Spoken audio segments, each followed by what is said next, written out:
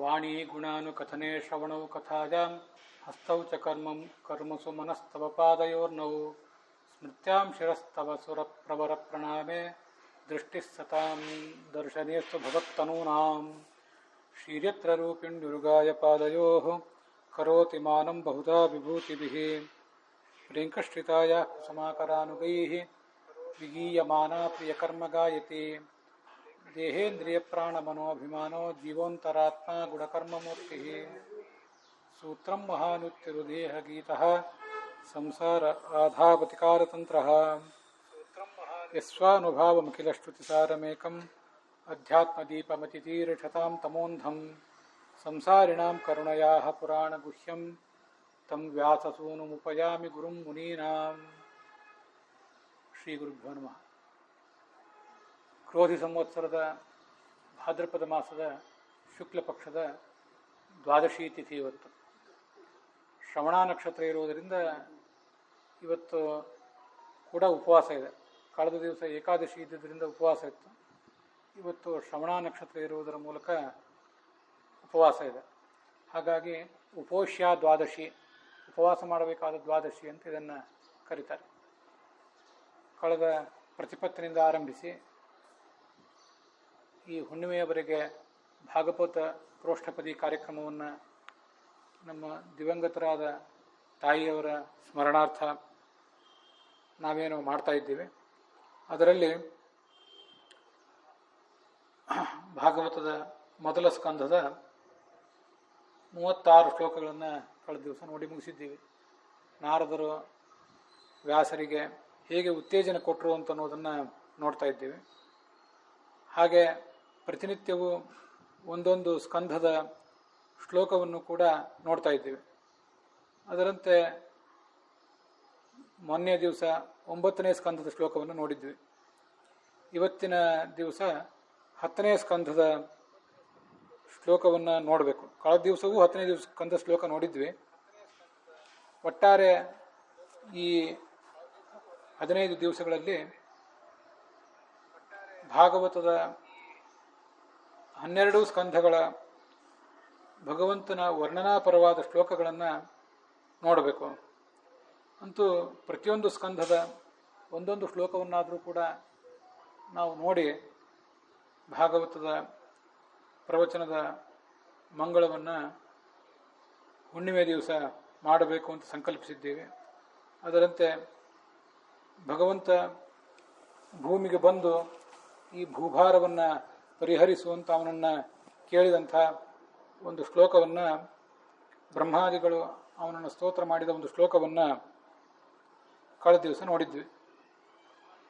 ಇವತ್ತು ವಾಣಿ ಗುಣಾನುಕಥನೆ ಅಂತ ಅವನ ಶ್ಲೋಕವೊಂದನ್ನು ನೋಡಿದ್ದೇವೆ.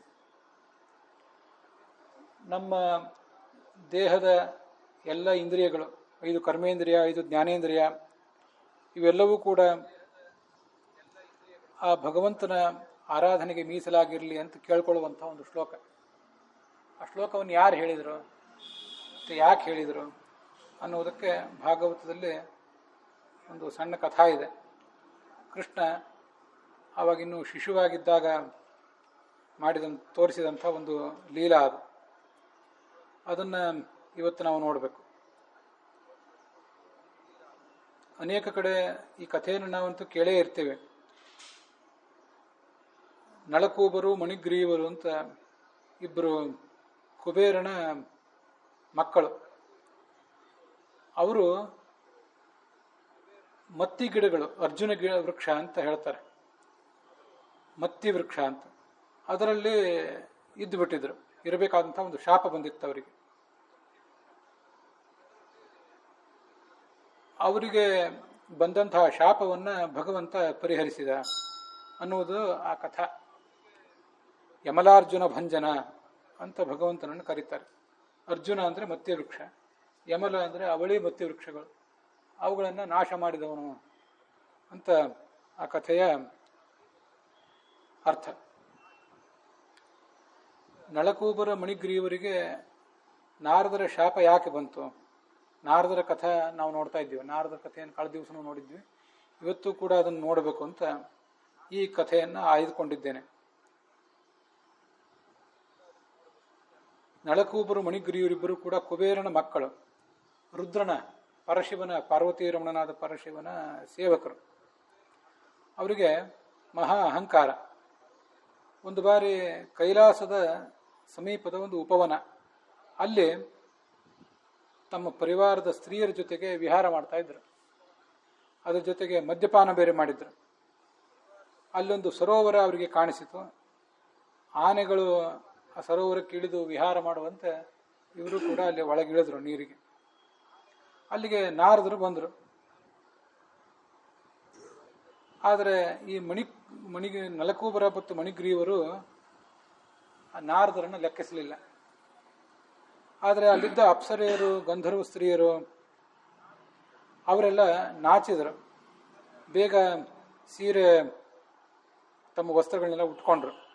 ಆದರೆ ನಗ್ನರಾಗಿದ್ದ ಈ ಇಬ್ಬರು ಮಾತ್ರ ಏನೂ ಬಟ್ಟೆ ಉಡಲಿಲ್ಲ. ಆವಾಗ ಅವರಿಗೆ ಕೋಪ ಬಂತು. ಮೊದಲೇ ಮದ ಇವರಿಗೆ, ಈಗ ಮದ್ಯಪಾನ ಬೇರೆ ಮಾಡಿಬಿಟ್ಟಿದ್ದಾರೆ, ಸ್ತ್ರೀಯರ ಸಹವಾಸ ಬೇರೆ. ಇವರ ಅಹಂಕಾರವನ್ನು ಇಳಿಸಬೇಕು, ಭಗವಂತನಲ್ಲಿ ಇವರಿಗೆ ಭಕ್ತಿ ಮೂಡಬೇಕು ಅಂತ ನಾರದರು ಆಲೋಚನೆ ಮಾಡಿದರು. ಶಾಪ ಕೊಟ್ಟರು. ಮೊದಲೇ ರಜೋಗುಣ ತಮೋಗುಣಗಳು ನಮ್ಮಲ್ಲಿ ಇರ್ತವೆ. ಅದರ ಮೂಲಕ ಸ್ತ್ರೀ ಸಂಘ, ಜೂಜಾಟ, ಹಿಂಸೆ ಮೊದಲಾದ ಕೆಲಸಗಳಲ್ಲಿ ಆಸಕ್ತಿ ಬಂದುಬಿಡ್ತದೆ ನಮಗೆ. ಆದ್ದರಿಂದ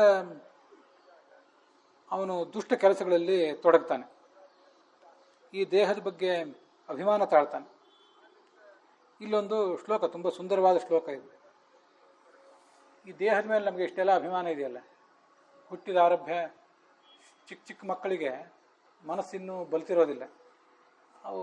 ಅವುಗಳ ಮನಸ್ಸು ಬೆಳೀತಾ ಹೋದಂತೆ ಆ ದೇಹದ ಮೇಲೆ ಅಭಿಮಾನ ಬೆಳೀತಾ ಹೋಗ್ತದಲ್ಲ. ನಾವು ಯಾಕೆ ದೇಹದ ಮೇಲೆ ಅಭಿಮಾನ ಇಡಬೇಕು? ನಮ್ಮದ್ರ ಮೇಲೆ ಅಭಿಮಾನ ಇಡಬೇಕು. ನಮ್ಮ ದೇಹದ ಮೇಲೆ ನಮಗೆ ಅಭಿಮಾನ, ನಿಮ್ಮ ದೇಹದ ಮೇಲೆ ನಿಮಗೆ ಅಭಿಮಾನ, ಅವರ ದೇಹದ ಮೇಲೆ ಅವ್ರಿಗೆ ಅಭಿಮಾನ ಅಂತ ನಾವು ತಿಳ್ಕೊಂಡಿರ್ತೇವೆ. ಆದರೆ ವಾಸ್ತವಿಕವಾಗಿ ಈ ದೇಹ ಯಾರದು ಅಂತ ಒಂದು ಪ್ರಶ್ನೆ. ಇದು ಹುಟ್ಟಿಸಿದ ತಂದೆದು, ಹೊತ್ತು ಹೆತ್ತಂಥ ತಾಯಿದು, ಅಥವಾ ಅದಾದಮೇಲೆ ನಮ್ಗೆ ಯಾರು ಅನ್ನದಾನ ಮಾಡಿ ನಮ್ಮನ್ನು ವಿದ್ಯಾದಾನ ಮಾಡಿ ಬೆಳೆಸಿರ್ತಾರಲ್ಲ ಅವ್ರದ್ದು ಇದು, ಅಥವಾ ಇನ್ನು ಯಾರಾದರೂ ಶ್ರೀಮಂತರ ಬಳಿ ನಾವು ಒಬ್ಬ ಆಳಾಗಿ ಕೆಲಸ ಮಾಡುವಾಗ ಆ ಶ್ರೀಮಂತರದ್ದೇ ಈ ದೇಹ, ಅಥವಾ ಈ ದೇಹವನ್ನು ಯಾರಾದರೂ ಕ್ರಯಕ್ಕೆ ಕೊಂಡುಕೊಂಡ್ರೆ, ಖರೀದಿ ಮಾಡಿಬಿಟ್ರೆ, ಜೀತಕ್ಕೆ ತಗೊಂಡ್ರೆ ಅವನದು ದೇಹ. ಕೊನೆಗೆ ಇದು ಸತ್ತು ಹೋದಾಗ ಅದನ್ನು ಮಣ್ಣಿಗೆ ಹಾಕ್ತಾರಲ್ಲ, ಮಣ್ಣಿಗೆ ಹಾಕ್ತಾರೆ ಅಥವಾ ಸುಟ್ಟು ಬೂದೆ ಮಾಡ್ತಾರೆ. ಸುಟ್ಟು ಅಗ್ನಿಗೆ ಹಾಕಿದಾಗ ಅಗ್ನಿಗೆ ಹೋಗಿಬಿಡ್ತದೆ ಅದು. ಹಾಗಾದ್ರೆ ಈ ದೇಹ ಅಗ್ನಿಗೆ ಸಂಬಂಧಪಟ್ಟದ್ದ? ಅಥವಾ ಹಾಗೆ ಮಣ್ಣಿಗೆ ಹಾಕಿದರೆ ಮಣ್ಣಿಂದ ಈ ದೇಹ, ಹೂತು ಹಾಕಿದರೆ ಮಣ್ಣಿಂದ. ಮಣ್ಣು ಏನು ಹೇಳಲಿಕ್ಕೆ ಸಾಧ್ಯ ಏನು? ಈ ದೇಹ ನನ್ನದು, ಈ ದೇಹದ ಮೇಲೆ ನನಗೆ ಹಕ್ಕಿದೆ ಅಂತ ಮಣ್ಣಿಗೇನಾದರೂ ಹೇಳುವ ಶಕ್ತಿ ಇದೆಯೇನು? ಇನ್ನು ಕೆಲವು ಸಂಪ್ರದಾಯಗಳಲ್ಲಿ ನಮಗಿದು ಗೊತ್ತಿದೆ, ಕೆಲವರು ಅದನ್ನು ಸುಡ್ತಾರೆ, ಇನ್ನು ಕೆಲವರು ಅದನ್ನು ಭೂಮಿಯಲ್ಲಿ ಹೂಳ್ತಾರೆ. ಇನ್ನು ಕೆಲವು ಸಂಪ್ರದಾಯಗಳಲ್ಲಿ ದೊಡ್ಡ ಗುಡ್ಡದ ಮೇಲೆ ತೊಗೊಂಡು ಹೋಗಿ ಅಲ್ಲಿಂದ ಎಸೆದು ಬಿಡ್ತಾರೆ. ಅದೇ ಸಂಸ್ಕಾರ. ಪ್ರಾಣಿ ಪಕ್ಷಿಗಳು, ನಾಯಿ, ಹದ್ದುಗಳೆಲ್ಲ ತಿಂತವೆ. ಆ ಪ್ರಾಣಿ ಪಕ್ಷಿಗಳೆಲ್ಲ ಈ ದೇಹ ನನ್ನದು ಅಂತ ಅದರ ಮೇಲೇನು ಹಕ್ಕು ಸಾಧಿಸುವಂತಿದೆಯೇನು? ಯಾರಿಗೆ ಸೇರಬೇಕು ಈ ದೇಹ? ಯಾರ್ದೂ ಅಲ್ಲ. ನಮ್ಮ ತಂದೆ, ನನ್ನನ್ನು ಹುಟ್ಟಿದ ತಂದೆ ಸುಮಾರು 30 ವರ್ಷ ಬದುಕಿದ್ರು. ಅಲ್ಲಿವರೆಗೆ ನನ್ನ ಮಗ ಅಂತ ಅವ್ರು ಹೇಳುವ ಅವಕಾಶ ಇತ್ತು ಅವರಿಗೆ. ಅವರು ತೀರ್ಕೊಂಡ ಮೇಲೆ ಅವ್ರಿಗೆ ಈ ದೇಹದ ಮೇಲೇನೂ ಹಕ್ಕಿಲ್ಲ, ಮುಗೀತದು. ನಮ್ಮ ತಾಯಿ 53 ವರ್ಷ ನನ್ನ ಜೊತೆಗಿದ್ರು. ಅಲ್ಲಿವರೆಗೆ ನನ್ನ ಮಗ, ನಾನು ಹೊತ್ತು ಹೆತ್ತಂಥ ದೇಹ ಅಂತ ಅವರಿಗೂ ಮೋಹ ಇತ್ತು. ಅವ್ರು ತೀರ್ಕೊಂಡ ಮೇಲೆ ಇವತ್ತು ಅವರಿಗೂ ಆ ದೇಹದ ಮೇಲೆ ಹಕ್ಕಿರುವುದು ಸಾಧ್ಯ ಇಲ್ಲ. ನನ್ನ ಪತ್ನಿಗೆ ನನ್ನ ದೇಹದ ಮೇಲೆ ಹಕ್ಕೆಷ್ಟು? ನನ್ನ ಪತ್ನಿಯ ದೇಹದ ಮೇಲೆ ನನಗೆ ಎಷ್ಟು ಹಕ್ಕು? ಅಗ್ನಿ, ಭೂಮಿ, ಮಣ್ಣು, ನಾಯಿ, ನರಿ ಅದರದಂತೂ ಎಲ್ಲರಿಗೂ ಸಮಾನ. ಅಂತೂ ದೇಹ ಯಾರ್ದು? ಹೀಗಿರುವಾಗ ಈ ದೇಹದ ಮೇಲೆ ಯಾರ ಸಲುವಾಗಿ ನಾವು ಅಭಿಮಾನ ಪಡಬೇಕು? ಯಾತಕ್ಕಾಗಿ ಅಭಿಮಾನ ಪಡಬೇಕು?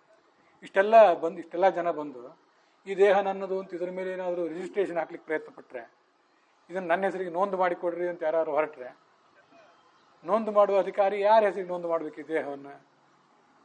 ಹುಟ್ಟು ಸಾವುಗಳನ್ನು ರಿಜಿಸ್ಟರ್ ಮಾಡ್ತಾರೆ ಸರ್ಕಾರದಲ್ಲಿ, ಯಾರ ಹೆಸರಿಗೆ ನೋಂದು ಮಾಡಬೇಕು? ಇಂಥವ್ರ ಮಕ್ಕಳನ್ನು ನೋಂದು ಮಾಡ್ತಾರೆ. ದೇಹದ ಮೇಲೆ ಹಕ್ಕು ನಾವು ಸಾಧಿಸ್ತೀವಿ ಅಂತ ಯಾರು ಹೊರಟ್ರೆ ಯಾರ್ದು ದೇಹ? ಇದು ಮಹಾಭಾರತ, ಇದು ಭಾಗವತದ ಶ್ಲೋಕ. ಮಹಾಭಾರತದಲ್ಲಿ ಒಂದು ಶ್ಲೋಕ ಬರ್ತದೆ, ಮಾತಾಪಿತೃ ಸಹಸ್ರಾಣಿ ಪುತ್ರದಾರ ಶತಾನಿ ಚ ಸಂಸಾರೇಶ್ವನುಭೂತಾನಿ ಕಸ್ಯತೆ ಕಸ್ಯವಾ ವಯಂ ಅಂತ. ನಮಗೆ ಸಾವಿರಾರು ಜನ ತಂದೆ ತಾಯಂದರು ಈ ಹಿಂದೆ ಆಗಿ ಹೋಗಿದ್ದಾರೆ. ಅನೇಕ ಜನ ಮಕ್ಕಳು, ಅನೇಕ ಜನ ಗಂಡಂದರು ಹೆಂಡಂದರು ಈ ಹಿಂದಿನ ಜನ್ಮಗಳಲ್ಲಿ ಆಗಿ ಹೋಗಿದ್ದಾರೆ, ಮುಂದೂ ಆಗೋರಿದ್ದಾರೆ. ಹಾಗಾದರೆ ನಾವು ನಿಜವಾಗಿ ಯಾರ ಮಕ್ಕಳು? ನಮ್ಮ ಈ ಆತ್ಮ ಯಾರ ಮಗ? ಯಾರಿಗೆ ಗಂಡ, ಯಾರಿಗೆ ಹೆಂಡತಿ, ಯಾರಿಗೆ ತಂದೆ, ಯಾರಿಗೆ ಮಗ? ಯಾವುದಕ್ಕೂ ಅರ್ಥ ಇಲ್ಲ. ಇರುವವನೊಬ್ಬನೇ ತಂದೆ, ಆ ಭಗವಂತನ ಮಕ್ಕಳು ನಾವು. ಅವನೇ ತಂದೆ, ಅವನು ನಮಗೆ ಅಜ್ಜ, ಅವನು ನಮಗೆ ಗುರು ಅನ್ನೋದು ಮಾತ್ರ ಶಾಶ್ವತವಾದ ಸಂಬಂಧ. ಅಷ್ಟು ಬಿಟ್ಟರೆ ಯಾವ ಸಂಬಂಧವೂ ಶಾಶ್ವತ ಅಲ್ಲ. ಹಾಗಾದ್ರೆ ದೇಹ ಯಾರ್ದು? ಯಾರ್ದು ಅಂದರೆ ಇದು ಅವ್ಯಕ್ತ ಪ್ರಭವಾಪ್ಯಯಂ. ಭಗವಂತ ಇದನ್ನು ನಿರ್ಮಿಸಿದ್ದಾನೆ, ಪ್ರಕೃತಿಯ ನೆರವಿನಿಂದ ಇದನ್ನು ನಿರ್ಮಿಸಿದ್ದಾನೆ. ಕುಂಬಾರ ಮಣ್ಣಿನಿಂದ ಗಡಿಗೆ ತಯಾರು ಮಾಡುವಂತೆ, ಕಮ್ಮಾರ ಕಬ್ಬಿಣದ ವಸ್ತು ತಯಾರು ಮಾಡುವಂತೆ, ಅಕ್ಕಸಾಲಿಗ ಬಂಗಾರದಿಂದ ಆಭರಣ ತಯಾರು ಮಾಡುವಂತೆ ಭಗವಂತ ಪ್ರಕೃತಿಯಿಂದ ಈ ಶರೀರವನ್ನು ನಿರ್ಮಾಣ ಮಾಡಿದ್ದಾನೆ. ಅದು ಅವನದು. ಅವನದಾಗಿರುವ ಈ ಶರೀರವನ್ನು ನಮ್ಮ ಶರೀರ ಅಂತ ಅಭಿಮಾನ ಪಟ್ಟು ಅದರ ಸುಖಕ್ಕಾಗಿ ಇಷ್ಟೆಲ್ಲ ಪ್ರಯತ್ನ ಪಡ್ತಿದ್ದೀವಲ್ಲ, ಇದಕ್ಕೇನು ಅರ್ಥ ಇದೆ? ಇಂಥ ಮನುಷ್ಯನನ್ನು ಸಾತ್ವಿಕ ಅನ್ಬೇಕಾ? ತಾಮಸ ಅಲ್ವಾ ಇವನು? ರಾಜಸ ತಾಮಸ ಅಲ್ವೇನು ಇವನು? ಇಂಥ ಕ್ಷುದ್ರ ಇವನು. ಪುರಂ ಏಕಾದಶದ್ವಾರಂ ಅಜಸ್ಯ ಅವಕ್ರತೇತ ಸಹ ಅಂತ ಉಪನಿಷತ್ನಲ್ಲಿ ಒಂದು ಮಾತು ಹೇಳ್ತಾರೆ. 11 ದ್ವಾರ ಇದೆ ಶರೀರಕ್ಕೆ, ನವದ್ವಾರ ಅಲ್ಲ, ಎದೆಯ 2 ದ್ವಾರಗಳು ಸೇರಿದರೆ 11 ದ್ವಾರ ಆಗ್ತದೆ. 11 ದ್ವಾರಗಳಿಂದ ಕೂಡಿದ ಒಂದು ಪಟ್ಟಣ ನಮ್ಮ ಈ ಶರೀರ. ಇದು ಯಾರ್ದು? ಅಜಸ್ಯ ಅವಕ್ರತೇತ ಸಹ, ಎಂದಿಗೂ ಹುಟ್ಟದ, ವಕ್ರ ಬುದ್ಧಿ ಅಲ್ಲದ, ಸರ್ವಜ್ಞನಾದ ಭಗವಂತಂದು ಅವನ ಶರೀರ ಇದು. ನಾವು ಅದನ್ನೇನು ತಿಳ್ಕೊಂಡ್ಬಿಟ್ಟಿದ್ದೀವಿ? ಮೇಲಿನ ಮೇಲೆ ಹುಟ್ಟುತ್ತಾ ಇರುವಂತಹ ನಾವು, ಹುಟ್ಟದೇ ಇರುವ ಅವನ ಶರೀರವನ್ನು ಮೇಲಿನ ಮೇಲೆ ಹುಟ್ಟುತ್ತಾ ಇರುವ ನಾವು ನಮ್ಮ ಶರೀರ ಅಂತ ತಿಳ್ಕೊಂಡ್ಬಿಟ್ಟಿದ್ದೀವಿ. ಅವನು ಅವಕ್ರಚೇತ, ನಾವು ವಕ್ರಚೇತ. ಅವನು ಸರ್ವಜ್ಞ, ಆದ್ದರಿಂದ ಅವನು ಅವಕ್ರಚೇತ. ನಾವು ವಕ್ರವಾದ ಬುದ್ಧಿ ಇದ್ದವರು, ಎಲ್ಲಿ ಹೋದರೂ ನಮ್ಮ ಬುದ್ಧಿ ವಕ್ರವಾಗಿ ಕೆಲಸ ಮಾಡೋದು. ಸರ್ವಜ್ಞನಾದ ಅವಕ್ರವಾದ ಸ್ವಚ್ಛವಾದ ಬುದ್ಧಿಯುಳ್ಳ ಭಗವಂತನ ಈ ಶರೀರವನ್ನು ಸರ್ವಜ್ಞರಲ್ಲದ ವಕ್ರವಾದ ಬುದ್ಧಿ ಇರುವ ನಾವು ನಮ್ಮದು ಅಂತ ತಿಳ್ಕೊಂಡ್ಬಿಟ್ಟಿದ್ದೇವೆ.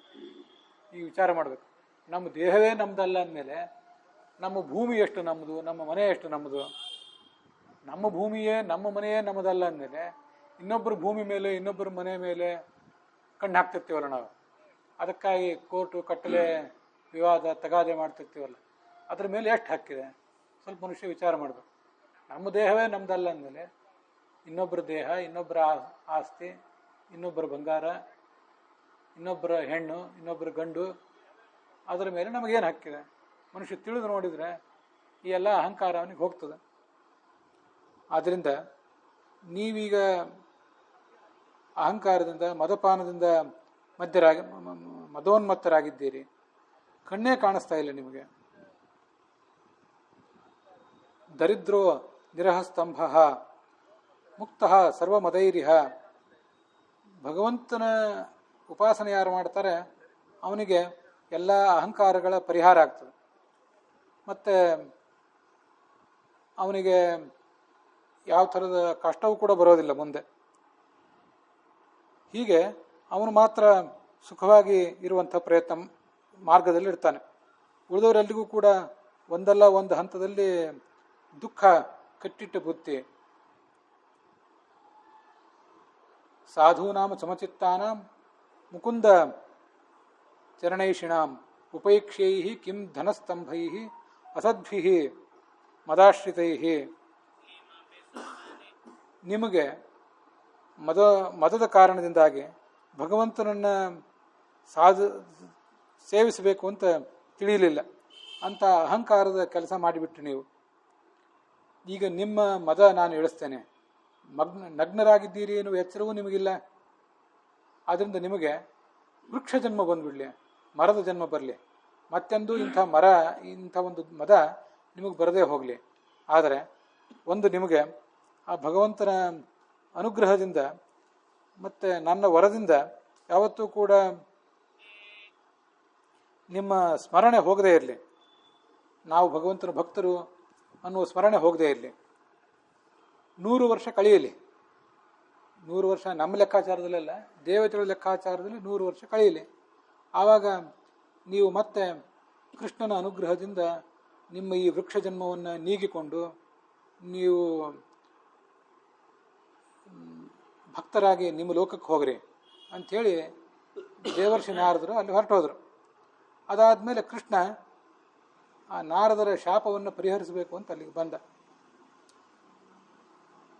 ದೇವರ್ಷಿ ನಾರದರು ನನಗೆ ಬಹಳ ಪ್ರಿಯರು. ಈ ಕಡೆ ನಳಕೋಬರ ಮಣಿಕರಿಬ್ಬರು ಅವರೂ ಬಹಳ ಪ್ರಿಯರು. ನಾರದರ ಆಡಿದ ಮಾತು ಸತ್ಯ ಆಗಬೇಕು. ಅವನ ತಾಯಿ ಅವನು ಎಲ್ಲಿಯೂ ತುಂಟತನ ಮಾಡಬಾರ್ದು, ಚೇಷ್ಟೆ ಮಾಡಬಾರ್ದು, ಒಂದೇ ಕಡೆ ಇರಲಿ ಅಂಥೇಳಿ ಹಗ್ಗ ಕಟ್ಟಿ ಅವನು ಒರಳಿಗೆ ಕಟ್ಟಿಬಿಟ್ಟಿದ್ಲು. ಚಿಕ್ಕ ಮಗು ಒರಳನ್ನೇ ಎಳ್ಕೊಂಡು ಹೋಗ್ತದೆ ಅಂತ ಅವನು ಒರಳನ್ನೇ ಎಳ್ಕೊಂಡು ಹೋಗಿಬಿಟ್ಟ. 2 ಮರಗಳ ನಡುವೆ ನುಸುಳಿಬಿಟ್ಟ. ಅವನು ಪಾರಾದ. ಈ ಒರಳಲ್ಲಿ ಸಿಕ್ಕಾಕೊಂಡಿತ್ತು. ಅದನ್ನು ಬಿಡಲಿಲ್ಲ, ಮತ್ತೆ ಎಳಿಲಿಕ್ಕೆ ಶುರು ಮಾಡಿದ. ಹಾಗೆ ಎಳೆದಿದ್ದರ ಪರಿಣಾಮವಾಗಿ ಆ 2 ವೃಕ್ಷಗಳು ಜೋರಾಗಿ ಶಬ್ದ ಮಾಡಿ ಕೆಳಗೆ ಬಿದ್ದು ಬಿಟ್ಟವು. ಆವಾಗ ಆ ವೃಕ್ಷದ ಒಳಗೆ ಇದ್ದಂಥ ಆ ನಳಕೋಬರ ಮಣಿಗ್ರೀವರು ಅಲ್ಲಿಂದ ಹೊರಗೆ ಬಂದರು. ಭಗವಂತನಿಗೆ ತಲೆಬಾಗಿ ನಮಸ್ಕಾರ ಮಾಡಿದರು. ಕೃಷ್ಣ ಕೃಷ್ಣ ಮಹಾಯೋಗಿನ್ ತ್ವಮಾದ್ಯ ಪುರುಷ ಪರಃ ವ್ಯಕ್ತಾವ್ಯಕ್ತಮಿದಂ ವಿಶ್ವಂ ರೂಪಂ ತೇ ಬ್ರಾಹ್ಮಣಾವಿದುಹು. ನೀನು ಯೋಗೀಶ್ವರ, ಜಗತ್ತಿಗೆ ಆದಿ ಕಾರಣ, ಪ್ರಪಂಚ ಎಲ್ಲ ನಿನ್ನ ಪ್ರತಿಮೆ, ಎಲ್ಲ ಜೀವಿಗಳ ಒಳಗೂ ಕೂಡ ನೀನಿದ್ದಿ, ನೀನೇ ಕಾಲ. ತ್ವಮೇವ ಕಾಲೋ ಭಗವಾನ್ ವಿಷ್ಣು ರವಿಯೇ ಈಶ್ವರ ಅಂತ ಹೇಳಿ ಇದೆಲ್ಲ ಆದಮೇಲೆ ಒಂದು ಶ್ಲೋಕ ಹೇಳಿದ್ರು ಅವರು. ಆ ಶ್ಲೋಕವನ್ನು ಇವತ್ತು ಮಂಗಲಾಚರಣದಲ್ಲಿ ನಾನು ಹೇಳಿದೆ. ಯಾವತ್ತೂ ಕೂಡ ನಮಗೆ ನಿನ್ನ ಗುಣಗಾನ ತಪ್ಪದೇ ಇರಲಿ. ವಾಣಿ ಗುಣಾನುಕಥನೆ, ನಮ್ಮ ಮಾತು ಏನನ್ನಾದರೂ ಆಡುವುದಿದ್ದರೆ ನಿನ್ನ ಗುಣಗಾನವನ್ನೇ ಮಾಡಲಿ. ಕಿವಿ ಏನಾದರೂ ಕೇಳುವುದಿದ್ದರೆ ನಿನ್ನ ಕಥೆ ಬೇರೆ ಯಾರ ಜ್ಞಾನಿಗಳು ಹೇಳುವುದನ್ನು ಕೇಳಲಿ. ಶ್ರವಣವು ಕಥಾಯಾಮ್ ಹಸ್ತೌಚ ಕರ್ಮಸು. ನಮ್ಮ ಕೈ ಏನಾದರೂ ಕೆಲಸ ಮಾಡುವುದಿದ್ದರೆ ನಿನ್ನ ಪೂಜಾರೂಪವಾದ ಕೆಲಸ ಮಾಡಲಿ. ಯಾವತ್ತೂ ಎಲ್ಲರೂ ಗರ್ಭಗುಡಿಗೆ ಹೋಗಿ 24 ತಾಸು ಭಗವಂತನ ಪೂಜಾನೇ ಮಾಡಬೇಕು ಅಂತಲ್ಲ. ಏನು ಪೂಜಾ ಮಾಡ್ತಾರೆ ಅದನ್ನು ಭಗವಂತನ ಪೂಜಾ ಅಂತ ತಿಳ್ಕೋಬೇಕು ಅಂತ ಅರ್ಥ. ಯಾರು ಯಾವುದೇ ಕೆಲಸ ಮಾಡಲಿ, ಕೃಷಿ ಮಾಡಲಿ, ವ್ಯಾಪಾರ ಮಾಡಲಿ, ಅಂತ ಯಾವುದೇ ಕೆಲಸ ಮಾಡಿದರೂ ಕೂಡ ಅದೆಲ್ಲ ಭಗವಂತನ ಸೇವಾ ಅಂತ ತಿಳಿದು ಮಾಡಲಿ.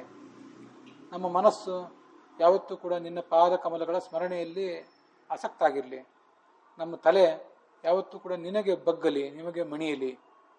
ನನ್ನ ಕಣ್ಣು ಯಾವತ್ತೂ ಕೂಡ ನಿನ್ನ ಪ್ರತಿಮೆಗಳನ್ನು ನೋಡ್ತಾ ಇರಲಿ. ಯಾವುದು ಪ್ರತಿಮೆ? ದೇವಾಲಯದಲ್ಲಿ ಕಲ್ಲಿನ, ಕೆಲವು ಕಡೆ ಕಟ್ಟಿಗೆಯ, ಲೋಹದ, ಕೆಲವು ಕಡೆ ಮಣ್ಣಿನ ಪ್ರತಿಮೆಗಳನ್ನ ಮಾಡಿಟ್ಟಿರ್ತಾರಲ್ಲ, ಅವೇ ಭಗವಂತನ ಪ್ರತಿಮೆ ಅಲ್ಲ. ಅದನ್ನು ಭಗವಂತನ ಪ್ರತಿಮೆ ಅಂತ ಎಲ್ಲರಿಗೂ ಗೊತ್ತಿದೆ. ಅಹಂ ಹಿ ಸರ್ವಭೂತೇಷು ಭೂತಾತ್ಮಾವಸ್ಥಿತ ಸದಾ ಮಾ ಮನಾದೃತ್ಯ ತನ್ಮರ್ತ್ಯ ಕುರುತೆ ಅರ್ಚಾ ವಿಡಂಬನಂ ಅಂತ 11ನೇ ಸ್ಕಂದದಲ್ಲಿ ಒಂದು ಮಾತಿದೆ. ಹಿಂದೆ ಇದನ್ನು ಅನೇಕ ಸರಿ ಹೇಳಿದ್ದೆ. ಇಲ್ಲಿಯೂ ಹೇಳ್ತಾರೆ ಭವತ್ತನೂನಾಂ ಅಂತ. ಚರಾಚರ ಪ್ರಾಣಿಗಳೆಲ್ಲವೂ ಕೂಡ ಭಗವಂತನ ಶರೀರವೇ. ಯಾವುದೇ ಜಾತಿ, ಯಾವುದೇ ವರ್ಗ ಇರಲಿ, ಪಂಡಿತ ಇರಲಿ, ಪಾಮರ ಇರಲಿ, ಸ್ತ್ರೀ ಇರಲಿ, ಪುರುಷ ಇರಲಿ, ಪ್ರಾಣಿ, ಪಕ್ಷಿ, ಪೃಥ್ವಿ, ಅಪ, ತೇಜಸ್ಸು, ವಾಯು, ಆಕಾಶ, ಇದು ಯಾವುದೇ ಇರಲಿ, ಎಲ್ಲವೂ ಕೂಡ ಭಗವಂತನ ಪ್ರತಿಮೆ. ಹೀಗಿದ್ದಾಗ ನಮ್ಮ ಸಹಮಾನವರು, ನಮ್ಮ ಜೊತೆಗೆ ಬದುಕುವಂಥ ಮಾನವರು, ನಮ್ಮ ಜೊತೆಗೆ ಬದುಕುವಂಥ ಜೀವಗಳು, ಪ್ರಾಣಿ ಪಕ್ಷಿಗಳು, ಇವುಗಳಲ್ಲಿ ಭಗವಂತನನ್ನು ಕಾಣದೆ ಮನುಷ್ಯ ಅಲ್ಲಿ ಹೋಗಿ ಪ್ರತಿಮಾ ಪೂಜೆ ಮಾಡ್ತಾನಲ್ಲ, ಅದಕ್ಕೆ ಗರ್ಭಗುಡಿಗೆ ಹೋಗಿ ನಮಸ್ಕಾರ ಮಾಡ್ತಾನಲ್ಲ, ನಾಟಕ ಅಲ್ಲೇನಿದು ಅಂಥದ್ದು ಭಾಗವತ. ಪೂಜಾ ಮಾಡಬೇಡಿ ಅಂತ ಹೇಳಲಿಲ್ಲ, ಅದು ಪೂಜಾ ಮಾಡಿರಿ. ಇಲ್ಲಿರುವ ಜೀವಜಾಲದೊಳಗಿರುವ ಭಗವಂತನನ್ನು ಪೂಜೆ ಮಾಡದೆ ಅಲ್ಲೊಳಗಿರುವ ಭಗವಂತ, ಅಲ್ಲೇ ಇದ್ದು ಭಗವಂತನ ಪೂಜೆ ಮಾಡ್ತಿರಲ್ಲ, ಕಲ್ಲನ ಒಳಗಿರುವ ನಾಗರನ್ನು ಪೂಜೆ ಮಾಡ್ತಾ ಇದ್ದೀರಿ, ದಿಟ ನಾಗರ ಬಂದರೆ ಅದನ್ನು ಹೊಡೆದೋಡಿಸ್ತಾ ಇದ್ದೀರಲ್ಲ ಅಂತ ಮಹಾತ್ಮರು ಕೇಳಿದ್ದು ಇದನ್ನೇ. ಕಲ್ಲಿನ ನಾಗರಿಗೆ ಪೂಜೆ ಮಾಡಬೇಡ್ರಿ ಅಂತಲ್ಲ, ನಾಗರ ಪಂಚಮಿ ದಿವಸ ವಿಜೃಂಭಣೆಯಿಂದ ಅದನ್ನು ಮಾಡ್ರಿ. ಆದರೆ ನಿಜ ಜೀವನದಲ್ಲಿ ಹಾವು, ಹುಳ, ಹುಪ್ಪಟೆ, ಚೇಳು, ನಾಯಿ, ನರಿ ಏನೇ ಕಂಡ್ರೂ ಅವನು ಹೊಡೆಯೋದನ್ನು, ಹಿಂಸಿಸುವುದನ್ನು ಮಾಡಬಾರ್ದು. ಅವುಗಳ ಬಗ್ಗೆ ಕರುಣೆ ಇರಬೇಕು, ಪ್ರೀತಿ ಇರಬೇಕು, ಎಲ್ಲ ಕಡೆ ಭಗವಂತನ ಕಾಣಬೇಕು. ಇದು ಆ ಶ್ಲೋಕ, ಇದು ಜೀವನದ ದೃಷ್ಟಿಕೋನ. ಅದಕ್ಕಾಗಿ ಈ ಶ್ಲೋಕವನ್ನು ಆರಂಭದಲ್ಲಿ ಹೇಳಿದೆ. ಇನ್ನು ಆ ಭಾಗವತದ 1ನೇ ಸ್ಕಂದದ 5ನೇ ಅಧ್ಯಾಯದ ಶ್ರವಣೆಯನ್ನು ನಡೆದಿತ್ತು, ಅದಕ್ಕೆ ನಾವು ತೊಡಗೋಣ. 36 ಶ್ಲೋಕಗಳನ್ನು ಈ ಹಿಂದೆ ನೋಡಿ ಮುಗಿಸಿದ್ದೀವಿ. ನಿನ್ನೆ ಕಥೆ ಮಾತ್ರ ಹೇಳಿದ್ದೆ. ಆ ಕಥೆಯಲ್ಲಿ ನಡುವೆ ನಡುವೆ ಕೆಲವು ಶಬ್ದಗಳು ಬರ್ತವೆ, ಕೆಲವು ತೊಡಕಿನ ಶಬ್ದಗಳು. ಅವುಗಳನ್ನಷ್ಟನ್ನು ನಾವು ವಿವರಿಸಬೇಕಾಗಿತ್ತು. ಏನೇನು ವ್ಯಾಖ್ಯಾನಗಳು, ಯಾವ್ಯಾವ ವ್ಯಾಖ್ಯಾನಗಳು ಅವುಗಳನ್ನು ಹೇಗೆ ಹೇಳಿವೆ ಅಂತ ಅನ್ನೋದನ್ನು ಒಂದಿಷ್ಟು ನೋಡಬೇಕಾಗಿತ್ತು. ಅದನ್ನು ನೋಡಿ ಮತ್ತೆ ಕಥೆ ಮುಂದುವರಿಯುವುದನ್ನು ನಾವು ನೋಡಬೇಕು. ವಾಸ್ತವಿಕವಾಗಿ ಈಗ ನೋಡಿದ ಕಥೆಯಲ್ಲಿ ಬಹಳ ವಿವಾದಕ್ಕೆ ಕಾರಣ ಆಗುವಂತಹ ಅಂಶಗಳೇನೂ ಇಲ್ಲ. ಆದರೂ ಕೆಲವು ಕಡೆ ದ್ವೈತದ ವ್ಯಾಖ್ಯಾನಗಳು ಭಿನ್ನವಾಗಿರ್ತವೆ. ಅಂಥದ್ದು ಒಂದನ್ನು ಮಾತ್ರ ನೋಡಿದರೆ ಸಾಕು.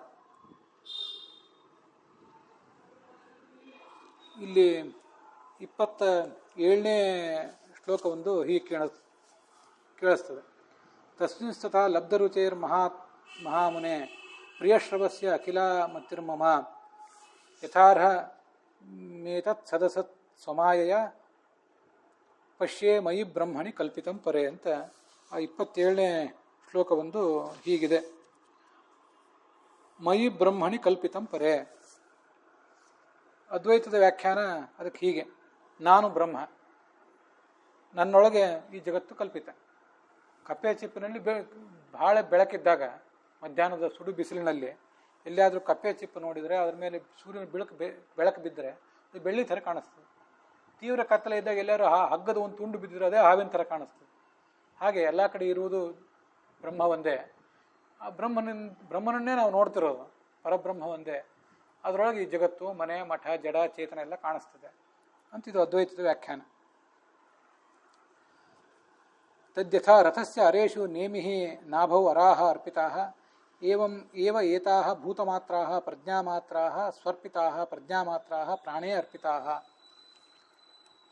ಮಯೇದಂ ಧಾರ್ಯತೆ ಜಗತ್. ನಾನು ಈ ಜಗತ್ತನ್ನು ಧರಿಸಿದ್ದೇನೆ ಅಂತ ಹೀಗೆಲ್ಲ ಭಗವಂತ ಹೇಳ್ತಾನೆ. ಇದಕ್ಕೆ ಈ ಶ್ರೀಧರರ ವ್ಯಾಖ್ಯಾನ, ಅದ್ವೈತ ಸಂಪ್ರದಾಯದ ವ್ಯಾಖ್ಯಾನ ಅದು. ಬ್ರಹ್ಮರೂಪೇ ಮಯಿ, ನಾನೇ ಬ್ರಹ್ಮ, ನನ್ನಲ್ಲಿ ಅಜ್ಞಾನದಿಂದ ಕಲ್ಪಿತವಾದದ್ದು ಈ ಜಗತ್ತು. ಕಪ್ಪೆ ಚಿಪ್ಪಿನಲ್ಲಿ ಬೆಳ್ಳಿ ಯಾಕೆ ಕಾಣಿಸ್ತದೆ? ಹಗ್ಗದಲ್ಲಿ ಹಾವು ಯಾಕೆ ಕಾಣಿಸ್ತದೆ? ಅಜ್ಞಾನ ಇರೋದ್ರಿಂದ ಕಾಣಿಸ್ತದೆ. ಅದು ಹಗ್ಗ ಅಂತ ಗೊತ್ತಿದ್ರೆ ಹಾವು ಅಂತ ಯಾರಿಗೆ ಕಾಣಿಸ್ತದೆ? ಕಪ್ಪೆ ಚಿಪ್ಪು ಅಂತ ಸ್ಪಷ್ಟವಾಗಿ ಗೊತ್ತಿದ್ರೆ ಅದನ್ನಾರು ಬೆಳ್ಳಿಂದ ಭ್ರಮಿಸೋದಿಲ್ಲ. ನಾವು ನೋಡ್ತಿರೋದು ಬ್ರಹ್ಮನನ್ನು, ಆದರೆ ಪರಬ್ರಹ್ಮ ಅಂತ ನಮ್ಗೆ ಗೊತ್ತಾಗ್ತಿಲ್ಲ. ಅದು ನನ್ನ ಹೆಂಡತಿ, ನನ್ನ ಮಕ್ಕಳು, ಈ ಜಡ ಚೇತನ ಇದೆಲ್ಲ ತಿಳ್ಕೊಂಡ್ಬಿಟ್ಟಿದ್ದೀವಿ ಅಷ್ಟೆ. ಅಜ್ಞಾನದಿಂದ ಹೀಗೆ ಕಲ್ಪಿತ ನತು ವಸ್ತುತಃ ಅಸ್ತಿ, ವಾಸ್ತವಿಕವಾಗಿ ಅದಿಲ್ಲ ಅಂತ ಅದ್ವೈತದ ವ್ಯಾಖ್ಯಾನ. ದ್ವೈತದ ವ್ಯಾಖ್ಯಾನ ಅದಕ್ಕೆ ಹೀಗೆ ಕಾಣಿಸ್ತದೆ. ಅದರ ವೀರರಾಘವರು ವಿಶಿಷ್ಟಾದ್ವೈತ ಸಂಪ್ರದಾಯದ ವ್ಯಾಖ್ಯಾನಕಾರರು, ಅವ್ರು ಹೇಳ್ತಾರೆ, ನಾನು ಈ ಜಗತ್ತೆಲ್ಲವನ್ನು ಕೂಡ ಧರಿಸಿದ್ದೇನೆ.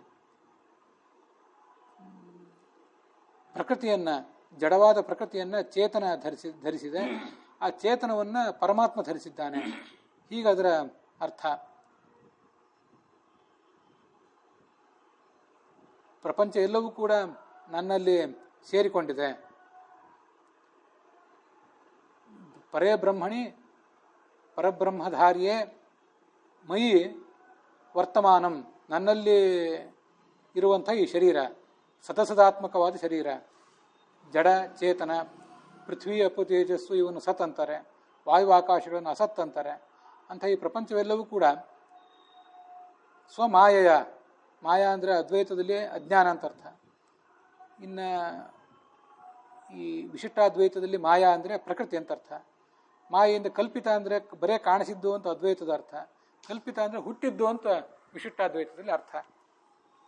ಕೇಳುವವರು ಅದ್ವೈತದ ಹಿನ್ನೆಲೆ ಇದ್ದವರು ಆ ಅರ್ಥವನ್ನು ಸ್ವೀಕಾರ ಮಾಡಲಿ, ವಿಶಿಷ್ಟಾದ್ವೈತದ ಹಿನ್ನೆಲೆ ಇದ್ದವರು ಆ ಅರ್ಥವನ್ನು ಸ್ವೀಕಾರ ಮಾಡಲಿ, ಹಾಗೆ ದ್ವೈತದ ಹಿನ್ನೆಲೆ ಇದ್ದವರು ಆ ಅರ್ಥವನ್ನು ಸ್ವೀಕಾರ ಮಾಡಲಿ. ಅದ್ವೈತ ಶೃಂಗೇರಿಯ ಶಂಕರಾಚಾರ್ಯರಿಂದ ಪ್ರತಿಪಾದಿತ ಆಗಿದ್ದು. ಅವರು ಭಾರತದ 4 ಮೂಲೆಗಳಲ್ಲಿ ಬದ್ರಿನಾಥದ ಹತ್ರ ಜ್ಯೋತಿರ್ಮಠದಲ್ಲಿ ಒಂದು ಪೀಠ ಸ್ಥಾಪನೆ ಮಾಡಿದರು, ದ್ವಾರಕಾದಲ್ಲಿ ಪಶ್ಚಿಮದಲ್ಲಿ ಒಂದು ಪೀಠ ಸ್ಥಾಪನೆ ಮಾಡಿದರು, ಉತ್ತರದ ಪುರಿಯಲ್ಲಿ ಒಂದು ಪೀಠ ಸ್ಥಾಪನೆ ಮಾಡಿದರು, ದಕ್ಷಿಣದ ಶೃಂಗೇರಿಯ ಒಂದು ಪೀಠ ಸ್ಥಾಪನೆ ಮಾಡಿದರು. ಅವರು ಅದ್ವೈತವನ್ನು ಬೋಧನೆ ಮಾಡಿದರು. ಅದ್ವೈತ ಅಂದರೆ ಒಂದು ಅಂತ ಅರ್ಥ, ಉಳಿದ ಪ್ರಪಂಚ ಏನೂ ಇಲ್ಲ, ಇರುವುದು ಬ್ರಹ್ಮ ಒಂದೇ ಅಂತ ಅರ್ಥ. ತಮಿಳುನಾಡಿನ ರಾಮಾನುಜರು ವಿಶಿಷ್ಟಾದ್ವೈತಿಗಳು ಅಂತಾರೆ, ಅಯ್ಯಂಗಾರ್ಗಳು ಅಂತ ಅವರನ್ನೇ ಹೇಳ್ತಾರೆ. ಅವರು ತಮಿಳುನಾಡಿನಲ್ಲಿ ಇರ್ತಿದ್ರು. ಮುಂದೆ ಕರ್ನಾಟಕದ ಮೇಲುಕೋಟೆಗೆ ಬಂದು ಅಲ್ಲಿ ಚೆಲುವ ನಾರಾಯಣ ಸ್ವಾಮಿಯ ದೇವಸ್ಥಾನದಲ್ಲಿ ಸಾಧನೆ ಮಾಡಿದರು. ಅವರ ವ್ಯಾಖ್ಯಾನಕ್ಕನುಸಾರವಾಗಿ ನಾನೀಗ ಓದಿದ್ದು ವೀರರಾಘವರು ಅಂದರೆ ವಿಶಿಷ್ಟಾದ್ವೈತ ಸಂಪ್ರದಾಯದ ವ್ಯಾಖ್ಯಾನಕಾರರು. ಅಲ್ಲಿ ಮಾಯೆ ಅಂದರೆ ಅಜ್ಞಾನ ಅಲ್ಲ, ಪ್ರಕೃತಿ ಅಂತ ಅದರ ಅರ್ಥ.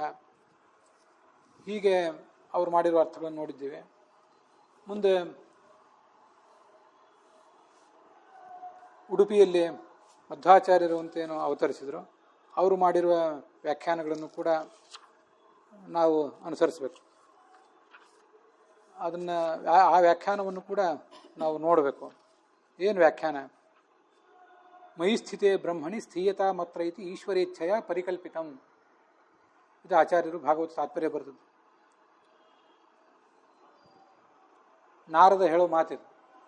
ಮಯಿ ನನ್ನಲ್ಲಿ ಒಳಗಿರುವ ಬ್ರಹ್ಮ, ನಾನು ಒಳಗೆ ಬ್ರಹ್ಮ ಇದ್ದಾನೆ, ನಾನೇ ಬ್ರಹ್ಮ ಅಲ್ಲ, ನಾನು ಒಳಗೆ ಬ್ರಹ್ಮ ಇದ್ದಾನೆ.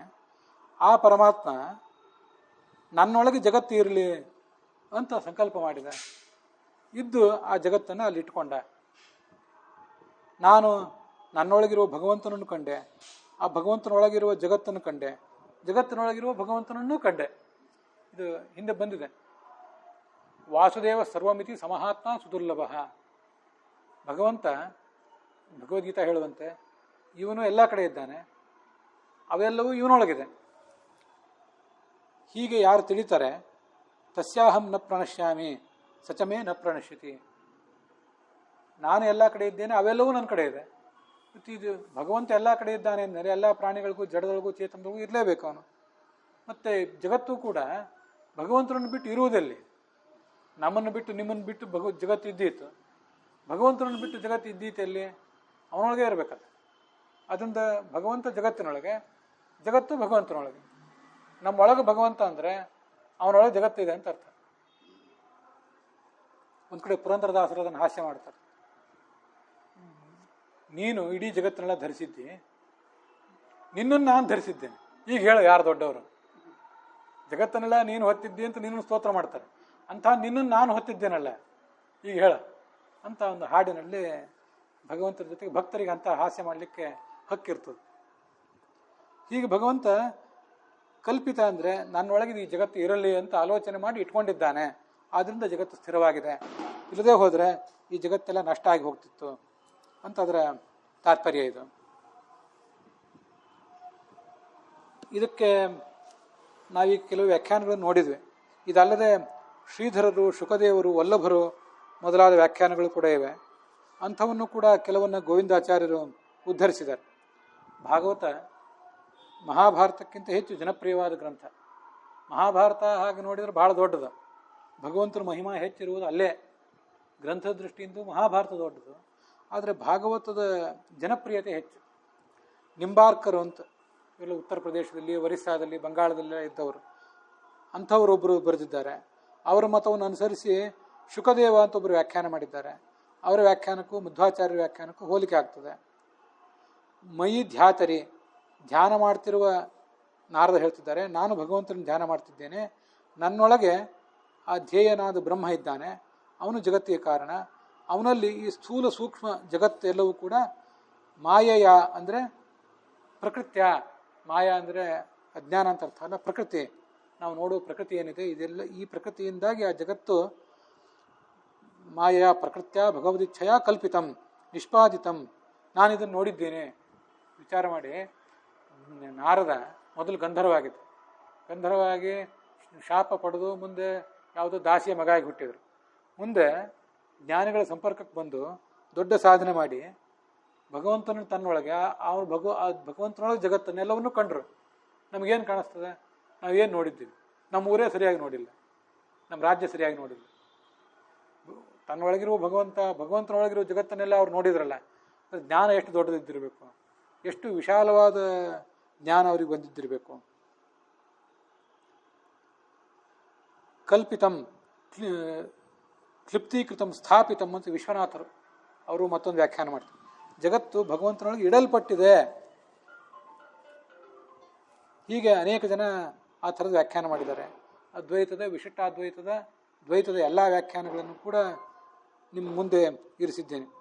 ನಮ್ಮ ದೇಶದ ಮಹಾಪ್ರಾಜ್ಞರು ಏನಿದ್ದಾರೆ, ದೇಶದ ಸಾಂಸ್ಕೃತಿಕ, ಧಾರ್ಮಿಕ, ಆಧ್ಯಾತ್ಮಿಕ ಜೀವನವನ್ನು ಸ್ಥಾಪಿಸಿದಂತಹ ಎಲ್ಲ ಮಹನೀಯರು ಮಾಡಿದ ವ್ಯಾಖ್ಯಾನಗಳೇನಿವೆ ಅವುಗಳೆಲ್ಲವನ್ನೂ ಕೂಡ ಹೀಗೆ ಇಲ್ಲಿ ನೋಡುವಂಥ ಪ್ರಯತ್ನ ಮಾಡಿದ್ದೇನೆ. ಅವರವರ ಭಾವ, ಅವರವರ ಭಕ್ತಿಗೆ ತಕ್ಕಂತೆ ಅವರೆಲ್ಲರೂ ಕೂಡ ಆ ವ್ಯಾಖ್ಯಾನಗಳನ್ನು ಸ್ವೀಕಾರ ಮಾಡಬೇಕು. ಹೀಗೆ ಇದೊಂದು ಅಂಶ ಬಿಟ್ಟರೆ ಅಲ್ಲಿ ಬೇರೆ ಯಾವುದೇ ವ್ಯಾಖ್ಯಾನಗಳಲ್ಲಿ ವ್ಯತ್ಯಾಸ ಏನೂ ಕಾಣಿಸೋದಿಲ್ಲ. ಅದೊಂದು ಶ್ಲೋಕಕ್ಕೆ ಸಂಬಂಧಪಟ್ಟಂತೆ ಮಾತ್ರ ವ್ಯತ್ಯಸ್ತವಾದ ಅಂಶ ಇತ್ತು. ಅದನ್ನು ಈಗ ನಿಮ್ಮ ಎದುರಿಗೆ ಹೇಳಿದ್ದೇನೆ. ಯತಿಗಳು ಬದುಕಿದಂತೆ ನಾನು ಕೂಡ ಯತಿಗಳಂತೆ ಜೀವನ ಮಾಡಿದೆ, ಅಂಥ ಧಾರ್ಮಿಕ ಜೀವನ ನಡೆಸಿದೆ ಅಂತ ಹೇಳ್ತಾ ಇದ್ದಾರೆ ನಾರದರು. ಆದ್ದರಿಂದ ಅವರಿಗೆ ದೊಡ್ಡ ಜ್ಞಾನ ಬಂತು.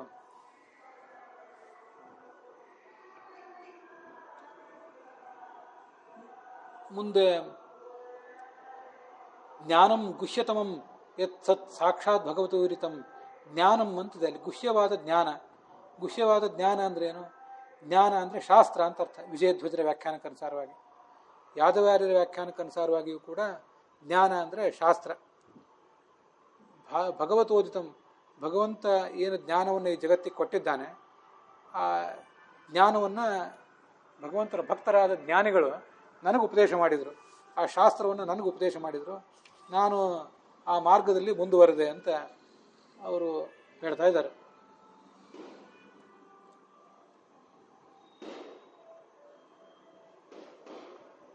ನಾವು ಮಾಡುವಂಥ ಎಲ್ಲ ಕ್ರಿಯೆಗಳನ್ನು ಕೂಡ, ಏನೇನು ಸಣ್ಣ ಪುಟ್ಟ ಕ್ರಿಯೆಗಳನ್ನು ಮಾಡ್ತೀವಿ ಅದೆಲ್ಲವನ್ನು ಕೂಡ ಭಗವಂತನಿಗೆ ನಾವು ಕಲ್ಪಿಸಿದರೆ, ಕಲ್ಪಂತೆ ಕಲ್ಪಿತಾಹ ಪರೇ, ಭಗವಂತನಲ್ಲಿ ಕರ್ಮಗಳನ್ನು ಕಲ್ಪಿಸುವುದು ಅಂದ್ರೆ ಏನು? ಭಗವಂತನಲ್ಲಿ ಕರ್ಮಗಳನ್ನು ಅರ್ಪಿಸುವುದು ಅಂತ ಅರ್ಥ. ನೀನು ಮಾಡುವಂತ ಪ್ರೇರಿಸಿದೆ, ನೀನು ಬುದ್ಧಿ ಕೊಟ್ಟು, ನೀನು ಈ ದೇಹ ಕೊಟ್ಟು, ಈ ದೇಹವೇ ಇಲ್ಲದೆ ಹೋದರೆ ನಾನು ಏನು ಮಾಡ್ತಿದ್ದೆ? ಪ್ರಾಣಿಗಳಿಗೆ ಏನಾದ್ರು ಭಗವಂತನ ಕುರಿತಾದ ಪೂಜಾ ಶ್ರವಣ ಮನನ ಮಾಡಲಿಕ್ಕೆ ಶಕ್ತಿ ಇದೆಯೇನು? ಮನುಷ್ಯರಿಗಿದೆ. ಎಲ್ಲ ಮನುಷ್ಯರಿಗೂ ಇದೆಯೇನು? ಎಷ್ಟು ಜನ ಭಗವಂತನ ಕುರಿತಾಗಿ ಶ್ರವಣ ಮಾಡ್ತಾರೆ? ಮನುಷ್ಯಾಣಂ ಸಹಸ್ರೇಶು ಕಶ್ಚಿದ್ಯತತಿ ಸಿದ್ಧಯೇ. 1000 ಜನ ಮನುಷ್ಯರಲ್ಲಿ ಒಬ್ಬ ಅಧ್ಯಾತ್ಮಕ್ಕೆ ಪ್ರಯತ್ನ ಪಡ್ತಾನೆ. ಎಷ್ಟು ಪ್ರಯತ್ನ ಪಡದೇ ಇರುವವರೇ ಬಹಳ. ಅಧ್ಯಾತ್ಮ ಅಂದರೆ ಎಲ್ಲರಿಗೂ ರುಚಿ ಕಡಿಮೆನೆ. ನನಗೆ ಕೊಟ್ಟಿದ್ದೆ, ಹಾಗಾದರೆ ಅದೆಲ್ಲ ಕೊಟ್ಟಿದ್ದಿ ಅಂತ ನಾನು ನಿನಗೆ ಕೃತಜ್ಞತೆಯಿಂದ ನೀನು ನೆನಪಿಸ್ಬೇಕಲ್ಲ, ಅದೇ ಕಲ್ಪನೆ ಅಂತ.